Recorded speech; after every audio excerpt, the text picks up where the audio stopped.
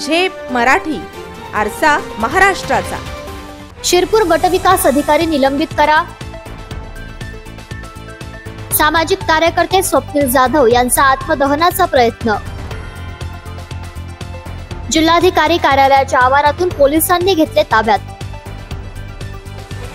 धुळे जिल्ह्यात शिरपूर तालुक्यातील भोईटेक ग्रामपंचायत अंतर्गत गावात काही महिन्यांपूर्वी रस्त्याचे काम करण्यात आले होते। या रस्त्याच्या कामात तब्बल 40 लाख रुपयांच्या भ्रष्टाचार प्रकरणी तत्कालीन सरपंच आणि रोजगार सेवक दोषी असल्याचा गंभीर आरोप सामाजिक कार्यकर्ते स्वप्नील जाधव यांनी केला होता। या प्रकरणी संबंधित बीडीओ यांची सखोल चौकशी करून रस्त्याच्या कामात झालेल्या भ्रष्टाचाराची रक्कम वसूल करून त्यांच्यावर गुन्हे दाखल करावेत अशी मागणी करण्यात आली होती। मात्र स्वप्नील जाधव यांच्या मागणीची दखल न घेतल्यामुळे त्यांनी स्वातंत्र्य दिनी आत्मदहन करण्याचा प्रयत्न केला।